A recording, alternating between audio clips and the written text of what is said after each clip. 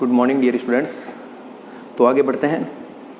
आज जो हम टॉपिक करेंगे वो है हमारा वेव पैकेट्स, या आप इसको ऐसा भी कह सकते हो ग्रुप एंड फेज वेलोसिटी, अर्थात समूह और कला वेग।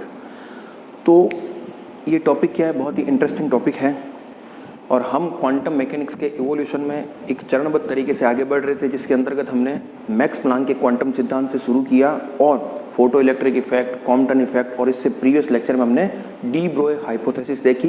जो डी ब्रोए हाइपोथेसिस आपको क्या कहती है, एक फॉर्मूला आपके पास निकल करके आया था lambda is equal to H upon P का। वो एच अपॉन पी का फॉर्मूला आपके क्या शो कर रहा था, वो यह दर्शा रहा था डुअल नेचर ऑफ मैटर, अर्थात कोई भी जो पदार्थ है या जो पार्टिकल है वह पार्टिकल नेचर के साथ साथ आपके तरंगीय प्रकृति भी दर्शाता है। Because lambda is purely A wave property, ठीक है ना, and momentum is particle nature. Momentum क्या शो करता है, पार्टिकल नेचर को शो करता है, क्योंकि कण का ही संवेग होता है। तो इस रिलेशन के द्वारा हमने ये इस्टेब्लिश कर लिया। ये था डी ब्रोए हाइपोथेसिस।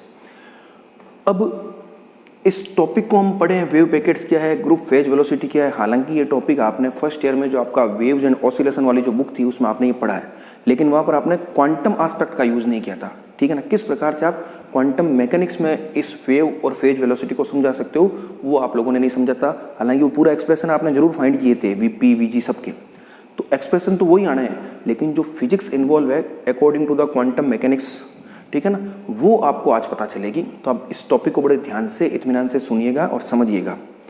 हम इसको एग्जाम्पल लेते हुए भी करेंगे। तो चलो शुरू करते हैं। अब देखिए आप, सबसे पहले मैं आपको एक चीज़ बताना चाह रहा हूँ। जैसे मान लो आपके पास कोई बॉल है, ये क्या है, कोई बॉल है, बॉल या कोई भी पिंड, कोई भी वस्तु ले लीजिए। मैं कह रहा हूँ मान लो ये वी वेलोसिटी से आपने इसको फेंका या ये वी वेलोसिटी से मोशन में है। तो अब आप सोचिए, आप पेन भी ले सकते हैं, ये पेन है बॉल की तरह, ये पेन है, इस पेन को आपने फेंका वी वेलोसिटी से, या पेन जो है वी वेलोसिटी से मोशन में है। तो ये जो बॉल है वो कैसा पार्टिकल है, वो क्लासिकल पार्टिकल है। कैसा पार्टिकल है, क्लासिकल पार्टिकल है। ये तो आपको पता ही है, क्लासिकल पार्टिकल है। क्यों है, ठीक है ना, क्योंकि इस पर आप क्लासिकल मैकेनिक्स के रूल्स या जो न्यूटन के गति के नियम वो आप अप्लाई कर सकते हो। अब देखिए, अगर क्लासिकल पार्टिकल है तो इस बॉल के बारे में मैं कुछ बातें अभी यहाँ नोट करूँगा, उनको आप ध्यान से समझिएगा, तब आपको पता चलेगा कि क्लासिकल पार्टिकल क्या है और उसके बारे में आप क्या क्या जानते हो। और फिर हम आगे पढ़ेंगे क्वांटम पार्टिकल, ठीक है ना, क्योंकि बेसिकली हम क्या पढ़ रहे हैं, क्वांटम मैकेनिक्स। तो हम जिस टॉपिक को या जिस पार्टिकल को डील करेंगे वो कैसा होगा, आपका क्वांटम पार्टिकल होगा। और हमने कल एक चर्चा भी की थी, जो आपका डी ब्रोए हाइपोथेसिस आपने जो लिखी थी लैम्बडा, हमने कहा तो यही था कि इन जनरल जो भी पार्टिकल होता है उसके लिए फॉर्मूला एप्लीकेबल है। इस पेन के लिए भी है, मेरे लिए भी है, आपके लिए भी है, इस बोर्ड के लिए भी, सब चीज़ों के लिए है। लेकिन डेली लाइफ में आपको ये जो मैक्रोस्कोपिक पार्टिकल है, या जिसको आप कह सकते हो जो क्लासिकल पार्टिकल है, उन पर आपको ये लैम्बडा ऑब्जर्व नहीं हो पाता। वो बेसिकली ऑब्जर्व किन के लिए होता है, जो सब एटॉमिक पार्टिकल होते हैं या जो क्वांटम पार्टिकल होते हैं। तो पहले हम थोड़ा क्लासिकल पार्टिकल को डिस्कस करते हैं और फिर हम क्या करेंगे, क्वांटम पार्टिकल को डिस्कस करेंगे। और जब क्वांटम पार्टिकल को डिस्कस करेंगे तब आपका ये कॉन्सेप्ट आपको अच्छे से समझ में आ जाएगा। तो इस क्लासिकल पार्टिकल के बारे में आप क्या क्या बता सकते हो, देखिए ये बिल्कुल आप बेसिक है। मैं इसके बारे में क्या लिख सकता हूँ, क्लासिकल पार्टिकल के लिए आप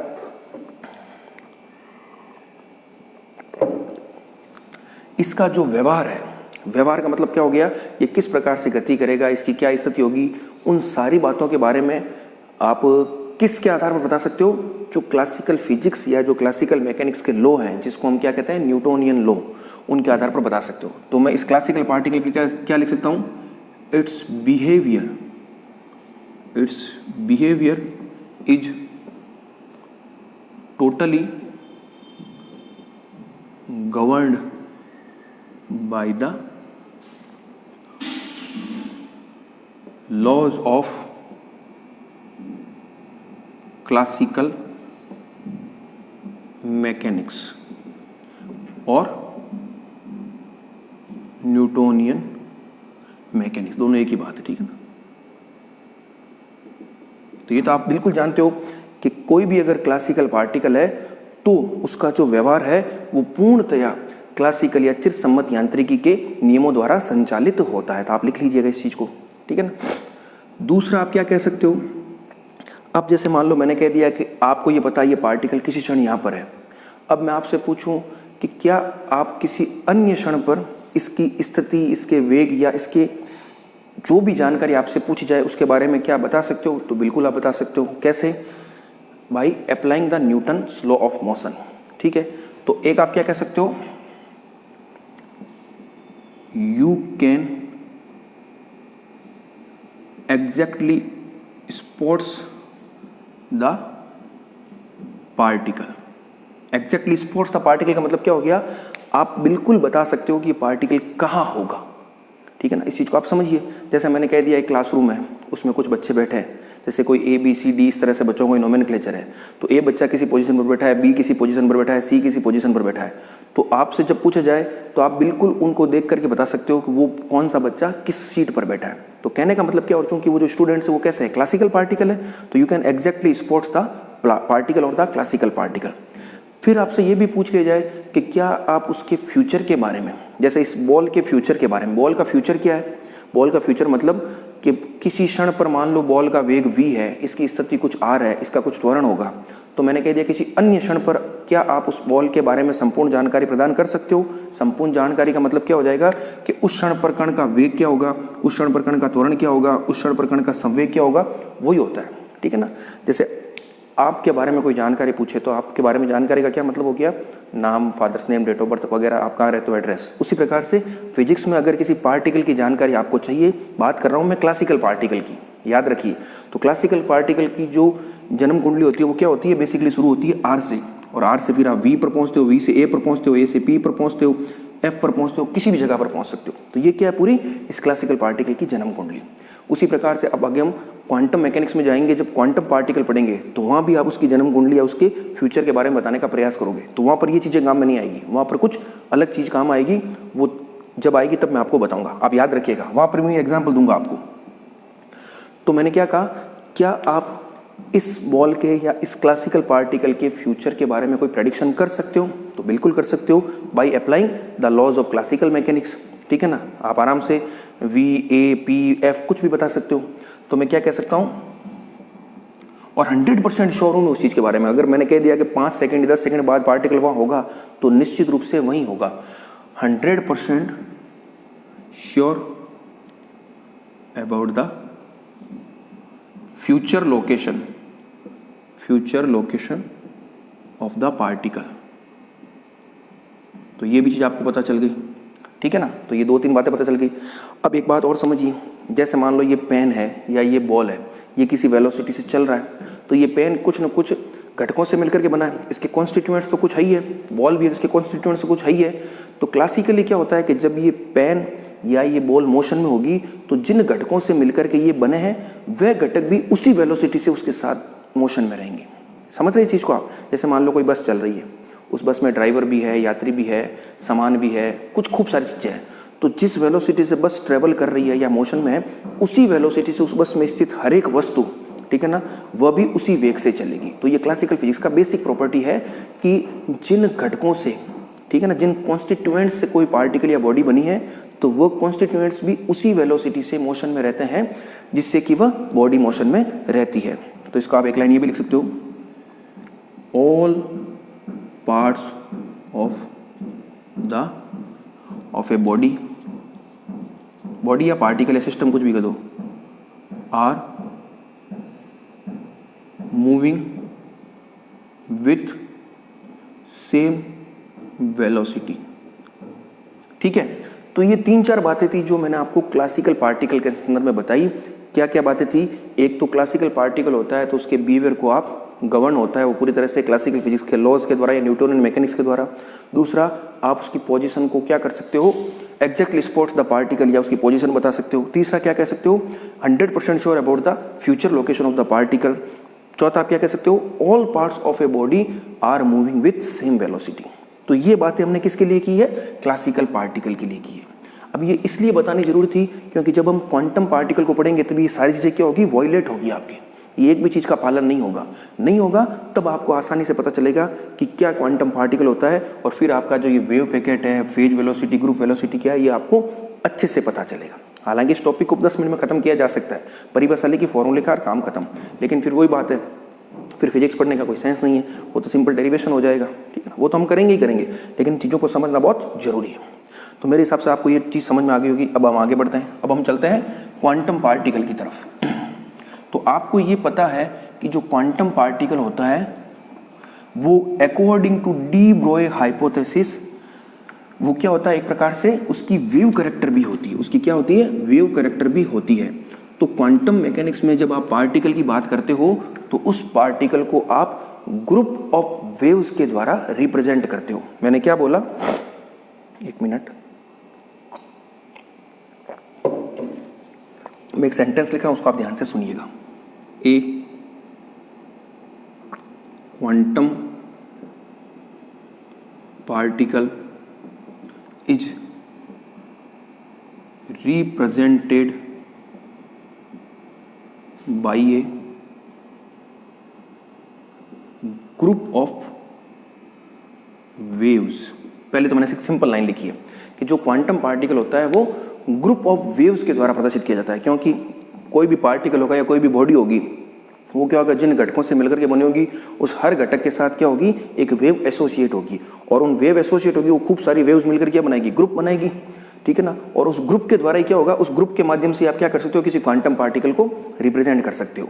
और फिर आगे होगा क्या, ये जो वेव्स हैं ये वेव्स क्या करेगी, आपको पता है जब मोशन में रहेगी तो क्या करेगी, आपस में इंटरफेयर करेगी, और जब इंटरफेयर यानी व्यतिकरण करेगी, और जब व्यतिकरण करेगी तो आपको क्या मिलेगा, रिजल्टेंट मिलेगा। तो वो जो रिजल्टेंट होगा वही मोटे तौर पर क्या बताएगा आपको, क्वांटम पार्टिकल के आप क्या बता सकते हो, उसके क्वांटम पार्टिकल की नेचर को या उसकी प्रकृति को दर्शाने का प्रयास करेगा। अब ध्यान से समझिए, मैं एक को डायग्राम बना के बताऊंगा कैसे होगा। तो पहली बात हमने क्या कह दी, एक quantum particle is represented by a group of waves. और वैसे भी देखो रिजल्टेंट की बात होती है, आप एग्जाम्पल समझ सकते हो, जैसे मान लो मैं बोल रहा हूँ तो कुछ साउंड सिग्नल या साउंड वेव्स निकल रही है, मान लो रूम में फैन भी चल रहा है तो वो भी कुछ साउंड सिग्नल या साउंड वेव्स प्रोड्यूस कर रहा है। तो जो आपको सुनाई दे रहा है वो क्या सुनाई दे रहा है, इन दोनों साउंड वेव्स का या और भी अन्य प्रकार के जो साउंड जहाँ से डेवलप हो सकती है, और वो सारी की जब इस माध्यम में गमन कर रही है तो उनमें क्या होगा, इंटरफेयर होगा, व्यतिकरण होगा, जिससे आपको क्या मिलेगा, रिजल्टेंट मिलेगा। तो आपको जो सुनाई दे रहा है वो सिर्फ मेरी आवाज़ नहीं है, अपितु जिस कमरे में खड़ा होकर के मैं ये लेक्चर डिलीवर कर रहा हूँ वहाँ पर और भी जो साउंड प्रोड्यूस करने वाले सोर्स है उनसे भी जो तरंगें निकल रही है, और मेरे साउंड वेव जो है उनमें जब इंटरफेरेंस होगा तो जो रिजल्टेंट होगा वो आपको सुनाई दे रहा है। तो इसी प्रकार की सिचुएशन सेम यही होगी। अब इसको आगे देखिए आप, हमने लिख दिया एक quantum particle is represented by a group of waves, ठीक है, ग्रुप ऑफ वेव्स कह दिया आपने। फिर मैंने क्या कहा, these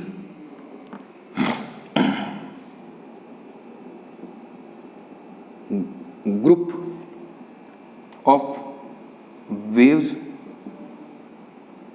interfere to each other. ये जितनी भी तरंगे होगी वो आपस में क्या करेगी, व्यतिकरण करेगी या अध्यारोपण करेगी, interfere to each other such that, इस प्रकार से करेगी, such that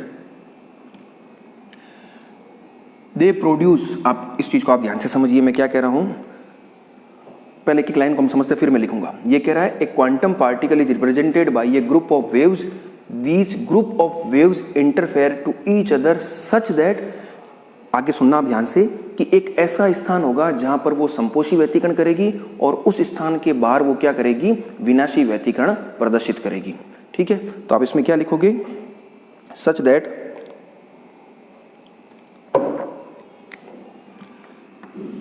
these waves interfere constructively in a definite region and destructively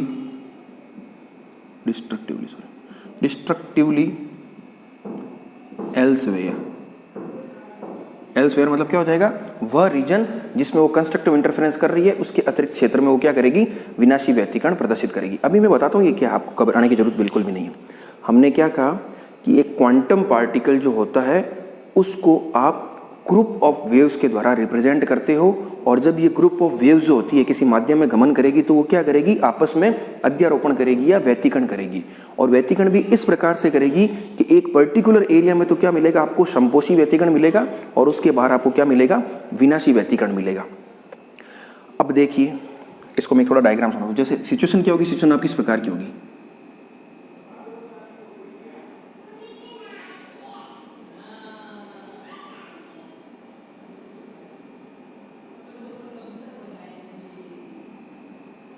ये मान लो क्या है, पूरा एक आपका ये पूरा जो एरिया है वो क्या है, एक वेव पैकेट या ग्रुप ऑफ वेव्स है, वेव पैकेट या ग्रुप ऑफ वेव्स है, ठीक है ना। ये आपको मिला क्या, ये जो तरंग आपको मिल रही है वो क्या है, कोई एक सिंगल वेव नहीं है। जब खूब सारी तरंगें इंटरफेयर करेगी तो जब उनमें अध्यारोपण होगा या इंटरफेरेंस होगा तो इस प्रकार का आपको रिजल्टेंट मिलेगा। तो ये जो एरिया है इससे लेकर के इसके बीच में यहाँ पर जो तरंग आपको मिल रही है वो ड्यू टू मिल रही है कंस्ट्रक्टिवली इंटरफेरेंस, और इसके बाहर क्या है, destructively interference. Constructively destructive interference आपको आसानी से पता होता क्या, मैं इसको एक और हल्का सा बता देता हूँ।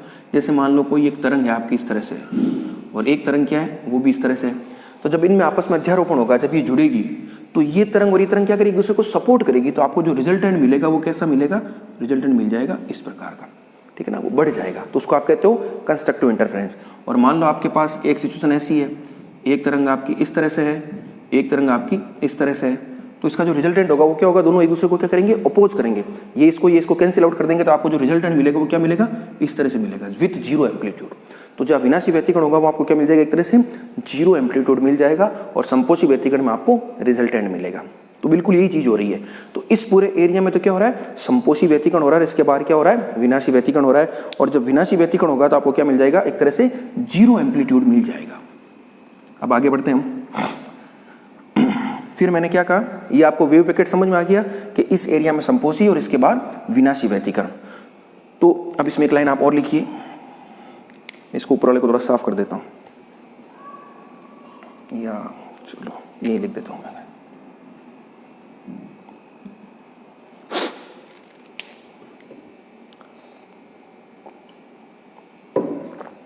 ये जो आपका वेव पैकेट है, वेव पैकेट में आपको क्या मिलेगा, रिजल्टेंट एम्पलीट्यूड मिलेगा। किस वजह से मिलेगा, ड्यू टू कंस्ट्रक्टिवली इंटरफेरेंस। तो देखिए मैं लाइन क्या लिख रहा हूं, the resultant amplitude of A wave packet gives us the probability of finding the particle। अब मैं बताता हूं ये क्या है, फाइंडिंग द पार्टिकल और क्वांटम पार्टिकल। तो जो आपको रिजल्टेंट एम्पलीट्यूड मिलेगा वो क्या दर्शाएगा, कण के पाए जाने की प्रायिकता को दर्शाएगा। क्या दर्शाएगा, कण के पाए जाने की प्रायिकता को दर्शाएगा। बस यही बेसिक डिफरेंस है। क्लासिकल मैकेनिक्स में आप हमेशा एक सर्टेनिटी की बात करते हो, आपको ये पता रहेगा, उसकी फ्यूचर लोकेशन के बारे में आप आराम से जज कर सकते हो, बता सकते हो। लेकिन यहाँ पर आप उस पार्टिकल की फ्यूचर लोकेशन नहीं बता सकते हो। वहाँ आप क्या बताओगे, probability of finding the particle, यानी कण के पाए जाने की प्रायिकता। और वो प्रायिकता कैसे बताओगे, इसके आधार पर आप कैसे बताओगे कि इस रीजन के बाहर तो क्या है, विनाशी व्यतिकरण, तो एम्पलीट्यूड ही नहीं है तो कण होगा ही नहीं। लेकिन इससे इस रीजन के बीच में कण कहीं भी हो सकता है, कण यहाँ भी हो सकता है, यहाँ भी हो सकता है, कहीं भी हो सकता है। तो कहने का मतलब क्या हो गया कि कण के पाए जाने में निश्चितता नहीं, वो एक सर्टेन रीजन में कहीं भी हो सकता है। अगर कण यहाँ है, ये वाला, अगर इसी स्थिति की आप चर्चा करो यहाँ पर, तो यहाँ पर एम्पलीट्यूड क्या है, अन्य की तुलना में अधिकतम है, तो यहाँ पर कण के पाए जाने की संभावना सबसे ज्यादा है। लेकिन ऐसा नहीं है कण यहाँ नहीं हो सकता, कण यहाँ भी हो सकता है, कण यहाँ भी हो सकता है, कहीं भी हो सकता है, लेकिन उसकी पाए जाने की संभावना क्या होगी, कम और ज्यादा होती रहेगी अकॉर्डिंग टू द एम्पलीट्यूड। तो अब देखो ये नई चीज बिल्कुल निकल करके आई कि नहीं आई क्वांटम पार्टिकल में। क्वांटम पार्टिकल और निकल करके क्यों आई, क्योंकि आपने क्वांटम पार्टिकल को किससे रिप्रेजेंट किया है, ग्रुप ऑफ वेव से किया है। अगर आप वेव्स की बात नहीं करते तब आप इस तरह की चर्चा नहीं कर सकते। तो हमने वेव्स की बात की है और इस प्रकार से हमने इसको एक्सप्लेन किया है। इंटरफेयर हो रहा है एक पर्टिकुलर रीजन में, कंस्ट्रक्टिव है, और उसके अलावा रीजन में क्या है,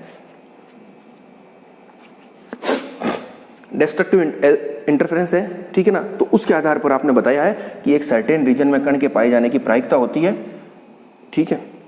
अब देखिए यहां तक मेरे हिसाब से आपको समझ में आगे हो गया। अब हम धीरे धीरे पहुंचेंगे समूह और कला वेग पर क्या है। अब आपको ये पता है कि ये जो वेव पैकेट बना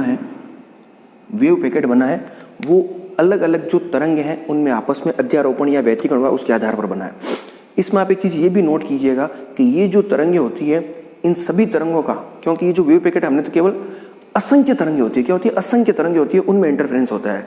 तो ये जो तरंगें होती है इनका जो तरंग दैर्ध्य समझ लो या आवृत्ति समझ लो स्लाइटली डिफरेंट होती है, सेम नहीं होती। आप खुद सोच के देखो, जैसे मान लो कोई तालाब है, उसमें आपने कोई पत्थर फेंका तो कोई वेव डेवलप होगी, दूसरा फेंका दूसरी वेव होगी, तीसरा फेंका तीसरी होगी, और आपको जो रिजल्टेंट दिखेगा, मान लो आपने एक साथ 3 पत्थर किसी 3 अलग लोगों ने फेंके, तब क्या होगा, हर पत्थर जब उस जल में गिरेगा तो एक तरंग डेवलप होगी और आपको जो रिजल्टेंट मिलेगा वो क्या मिलेगा, इन तीनों तरंगों के अध्यारोपण के कारण जो होगा वो मिलेगा।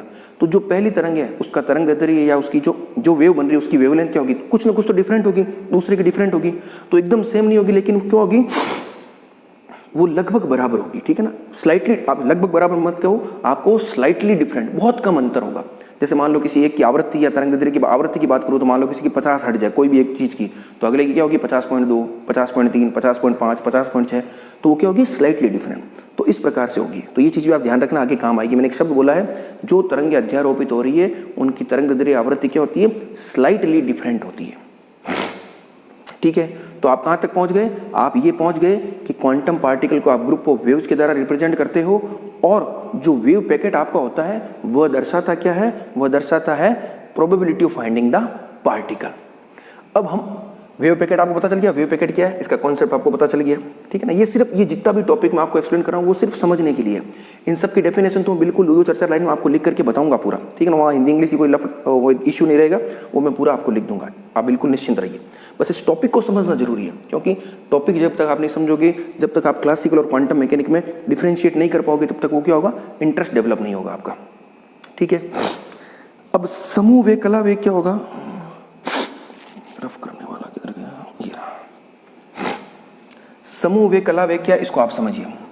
अब जैसे देखिए, ये जो आपका वेव पैकेट है, वेव पैकेट क्या है, खूब सारी जो वेव्स हैं उनमें इंटरफेरेंस से बना है, और आपको ये भी पता है जो वेव है उनका वेवलेंथ या फ्रीक्वेंसी क्या है, स्लाइटली डिफरेंट है।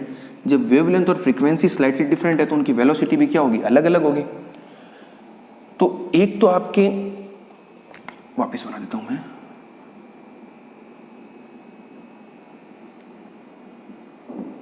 ये जो पूरा वेव पैकेट है, ये वेव पैकेट अपने हिसाब से एक अलग तरह से, अलग वेग से चल रहा है, और इसके अंदर जो वेव है, जिन वेव से ये मिलकर के बना है, ये वेव नहीं है, ये तो एम्पलीट्यूड है, मतलब जिन वेव से ये मिलकर के बना है वो वेव अपने अलग वेलोसिटी से चल रही है। तो जो इंडिविजुअल वेव जिस वेलोसिटी से चलती है उसको तो आप कहते हो फेज वेलोसिटी या कला वेग, और ये जो पूरा एनवेलप है, ये जो पूरा पैकेट है, वो जिस वेलोसिटी से चलता है वो आपका कहलाता है ग्रुप वेलोसिटी। वो क्या कहलाता है, ग्रुप वेलोसिटी। इसको आप ऐसा एग्जाम्पल समझ सकते हो, जैसे मान लो आप कोई एक झुंड है, मान लो, जैसे सपोज करो, इसको मैं कैसे बताऊं, मान लो किसी पेड़ पर कोई मधुमक्खी का छत्ता, मान लो एकदम से हटा, वो मधुमक्खी एक झुंड में आगे बढ़ती है, तो वो जो पूरा झुंड जिस वेलोसिटी से आगे बढ़ेगा वो तो आपका क्या होगा, उस समूह का वेग होगा। लेकिन जो इंडिविजुअल जो हनी बीज है, जो बीज है, ठीक है ना, वो जिस वेलोसिटी से आगे बढ़ेगी वो क्या होगी, उनकी इंडिविजुअल वेलोसिटी होगी, जिसको हम क्या कहेंगे, फेज वेलोसिटी कहेंगे। काफी हद तक इस एग्जाम्पल से आप समझ सकते हो, अभी आगे और क्लियर होगा। हम जब इसका एक्सप्रेशन फाइंड करेंगे तब आपको और अच्छे से पता चलेगा। तो फेज वेलोसिटी क्या हो जाएगा, वेलोसिटी ऑफ इंडिविजुअल वेव्स, और ग्रुप वेलोसिटी आपकी क्या होगी कि जो पूरा वेव पैकेट है, ये जो एनवेलप है, ये एनवेलप जिस वेलोसिटी से मूव कर रहा है, ठीक है ना, ये पूरा जो वेव पैकेट जिस वेलोसिटी से मूव कर रहा है वो आपका क्या कहलाएगा, ग्रुप वेलोसिटी कहलाएगा। तो मैंने अभी तक आपको क्या बता दिया, वेव पैकेट का एक आइडिया दे दिया, फेज वेलोसिटी, ग्रुप वेलोसिटी क्या होती है उसका एक बेसिक आइडिया दे दिया, और क्लासिकल पार्टिकल और क्वांटम पार्टिकल में आप किस तरह से उसको डिफरेंशिएट करोगे वो हमने चर्चा कर ली। अब हम क्या करेंगे, मैथमेटिकल एक्सप्रेशन फाइंड करेंगे, किनका, फेज वेलोसिटी का और ग्रुप वेलोसिटी का, ठीक है ना, बाय यूजिंग द प्रिंसिपल। कौन सा प्रिंसिपल, जो हमने क्वांटम पार्टिकल के लिखा था कि तरंगे जब आपस में क्या होगी, इंटरफेयर होगी, तो उससे आपको क्या मिलेगा, एक पर्टिकुलर एरिया में एम्पलीट्यूड मिलेगा और उसके बाद आपको क्या मिलेगा, जीरो एम्पलीट्यूड मिलेगा। तो उस कॉन्सेप्ट का यूज करते हुए हम क्या करेंगे, इनके एक्सप्रेशन फाइंड करेंगे। तो वो कैसे करेंगे, उसके लिए एक मैथमेटिकल एक्सप्रेशन है, उसको अभी हम देखते हैं।